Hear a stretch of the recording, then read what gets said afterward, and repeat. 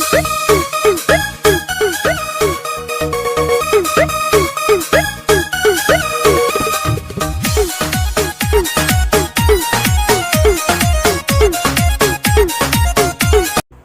Finally दोस्तों हो जाइए तैयार, क्योंकि अपने दबंग सुपरस्टार खेसारी लाल यादव का एक और चैता सॉन्ग रिलीज किया गया है।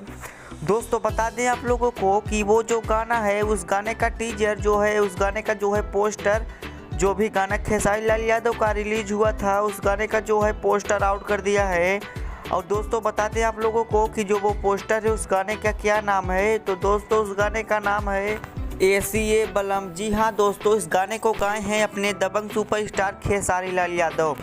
और दोस्तों बता दें आप लोगों को कि वो ये जो गाना है ये गाना कब रिलीज़ किया जाएगा।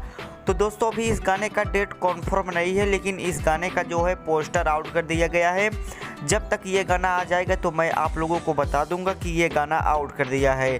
दोस्तों अपने हिट मशीन खेसारी लाल यादव का जितना भी सॉन्ग रहता है, चाहे जो सॉन्ग रहे, उनका सभी सॉन्ग सुपर हिट होता है।